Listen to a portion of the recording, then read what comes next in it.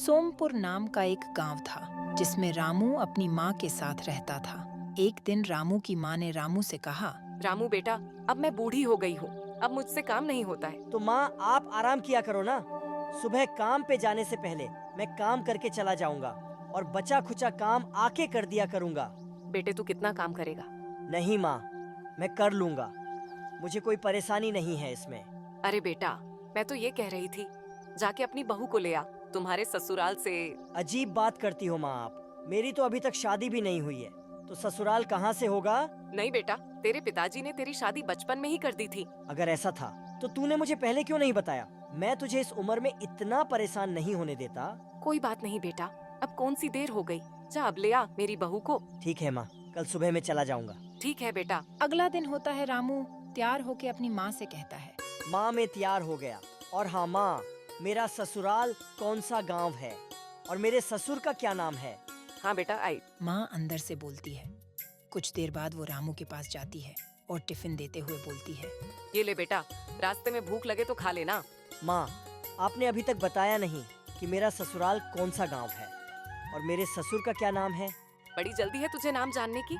अच्छा बताती हूँ, दयालपुर गांव के हरिराम जी की छोटी बेटी से तेरी शादी हुई थी। ठीक है माँ, फिर मैं चलता हूँ। और हाँ बेटा, अगर तुझे पहुँचने में अंधेरा हो जाए तो पास ही की किसी धर्मशाला में रुक जाना। ऐसा क्यों माँ? वो इसलिए बेटा कि हमारी ये परंपरा है कि हम किसी रिश्तेदार के घर अंधेरा होने से पहले पहुँचते हैं या फिर अगली सुबह जाते हैं, रात में नहीं जाते। माँ ये कैसी परंपरा है? पता नहीं बेटा, पुरखों की बनाई हुई परंपरा है। तेरे पिता ने कहा था कि परंपरा को निभाना है, इसीलिए निभा रहे हैं। अभी ये परंपरा निभाने का कोई फायदा है क्या? खबरदार, अगर तूने परंपरा तोड़ने की कोशिश की तो। पर माँ। परवर कुछ नहीं, तुझे मेरी कसम है। ठीक है माँ, मैं नहीं तोड़ूंगा कसम। अच्छा ठीक है माँ, मैं चलता हूँ। ठीक है बेटा, लेकिन ध्यान से जाना। उसके बाद रामू अपनी बैलगाड़ी लेके निकल जाता है। रास्ते में रामू को उसका बचपन का दोस्त दिखता है जो शहर जा रहा था। आजा रघु, बैठ जा, मैं छोड़ देता हूँ तुझे। रघु गाड़ी में बैठ जाता है। तब रामू रघु की तरफ देखता है और कहता है, भाई ये गले में रस्सी क्यों लटका रखी है? भाई ये रस्सी नहीं है, ये टाई है। ताई? भाई ताई को उतार दे, नहीं तो ताऊ मारेगा। टाई नहीं, टाई शहर में बहुत से लोग पहनते हैं। अच्छा, तो फिर ये हाथ में क्या है? ये वॉच है। वाल? भाई वाल तो कुएं पे होता है ना? वाल नहीं, वॉच। अरे घड़ी जो समय बताती है। अच्छा। अगर तू भी पढ़ा होता तो ये फालतू सवाल नहीं पूछता। क्या करूं यार, पिताजी तो बचपन में ही गुजर गए, तब से घर की जिम्मेदारी मेरे कंधों पे आ गई, इसलिए कभी पढ़ नहीं पाया। हाँ यार, होनी को कौन टाल सकता है। वैसे ये बता, तू जा कहाँ रहा है? कहीं नहीं भाई, बस ससुराल जा रहा हूँ। भाई तूने शादी कर ली और बताया भी नहीं। वैसे भाभी दिखने में कैसी है? पता नहीं कैसी दिखती है, बचपन में ही पिताजी ने शादी कर दी थी, रात को माँ ने बताया था।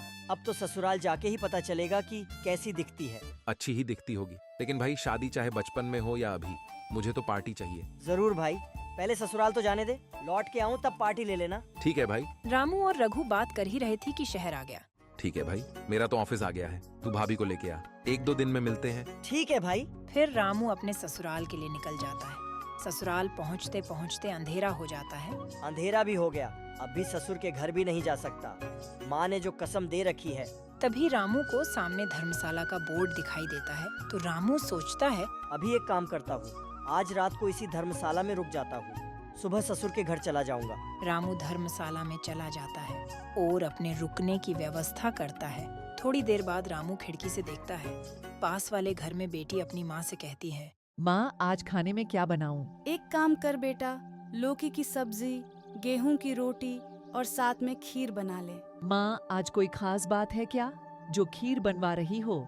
नहीं, ऐसी कोई बात नहीं है, बस मन में ऐसा ख्याल आया कि कुछ अच्छा होने वाला है, इसलिए खीर बनाने के लिए बोल दिया। ठीक है माँ, बना देती हूँ। उनकी बातें सुनते सुनते ही रामू को नींद आ गई। अगली सुबह रामू उठकर धर्मशाला के मैनेजर से पूछता है, ये हरिराम जी का घर कौन सा है?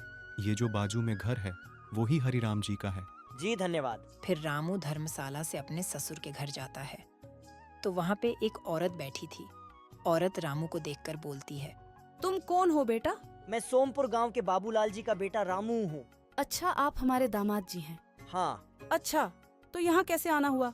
वो माँ ने कहा, जाके अपनी बहू को ले आओ। अच्छा ठीक है, आप बैठो, मैं आपके लिए चाय बना के लाती हूँ। रहने दो सासू माँ, वैसे भी मैं चाय नहीं पीता। आप एक काम कीजिए, जो रात को खीर बनाई थी वही ले आओ। आपको कैसे पता हम लोगों ने रात को खीर बनाई थी? मुझे सब पता है। अच्छा, तो हम लोगों ने और क्या क्या बनाया था? आप लोगों ने लौकी की सब्जी और गेहूं की रोटी बनाई थी।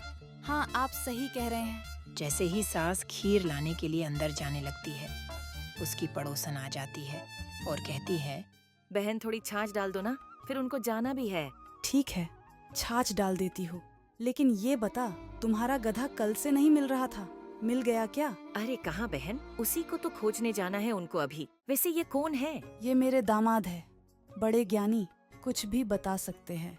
अच्छा तो फिर दामाद जी, हमारा गधा कहाँ चला गया, कुछ बताइए ना। रामू को याद आता है कि जब वो आ रहा था तब एक गधा उसको बड़ा परेशान कर रहा था।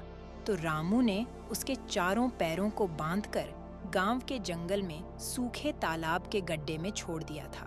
उसको याद आते ही रामू बोलता है, बताता हूँ। रामू कुछ देर सोचने की एक्टिंग करता है और फिर बोलता है, जाके बाजू वाले गांव के जंगल में सूखे तालाब के गड्ढे में देखो। ठीक है दामाद जी, अभी जाके देखते हैं। फिर पड़ोसन और उसका पति बाजू वाले गांव के जंगल में सूखे तालाब के गड्ढे में देखा तो उनका गधा वहीं मिलता है। फिर पड़ोसन पूरे गांव में ये बात फैला देती है कि हरिराम का दामाद बहुत ज्ञानी है, वो कुछ भी बता सकता है। ये बात उस गांव के राजा तक भी पहुंच जाती है। राजकुमारी का हार कुछ दिनों पहले ही चोरी हुआ था, तो राजा अपने सैनिकों को भेजकर रामू को बुलाया। रामू सैनिकों के साथ राजमहल जाता है तो राजा रामू से बोलता है, हमने सुना है तुम बड़े ज्ञानी हो। महाराज, ये तो लोगों का प्यार है जो मुझे ज्ञानी बोलते हैं। ठीक है, हम तुमको जब ज्ञानी मानेंगे जब तुम हमारी बेटी का हार खोज के दिखाओगे। महाराज, इसके लिए मुझे एक रात का समय चाहिए। ठीक है, कल अगर तुमने हमारी बेटी का हार नहीं खोजा तो हम तुम्हें फांसी पे लटका देंगे। ठीक है महाराज। रामू राजमहल से अपने ससुर के घर चला जाता है। इधर ये बात पूरे गांव में फैल जाती है कि कल हरिराम का दामाद राजकुमारी का हार चुराने वाले चोर को पकड़ेगा। ये बात राजकुमारी की दासी तक पहुंच जाती है, जिसका नाम होता है निंद्रा। निंद्रा अकेले में जाके सोचती है, मैंने ये क्या किया? हरिराम के दामाद के पहले कारनामों से लगता है कि वो बहुत बड़ा ज्ञानी है। एक काम करती हूँ, जाके उससे बात करती हूँ, शायद कुछ रास्ता निकल जाए। हाँ, ऐसा ही करती हूँ। रात को निंद्रा छुपते छुपते हरिराम के घर पे जाती है, जहाँ पे रामू रुका हुआ था। इधर रामू को नींद नहीं आ रही थी, तो वो नींद आने के लिए एक गाना गुनगुनाता है। आ जाए निंद्रा, कल तो राजा मारेगा। आ जाए निंद्रा, कल तो राजा मारेगा। रामू की ये बात सुनकर निंद्रा डर जाती है और वो जल्दी से जाके रामू के पैर पकड़ लेती है और कहती है, मुझे माफ कर दीजिए दामाद जी, मेरे मन में लालच आ गया था, जो मैंने राजकुमारी का हार चुरा लिया था।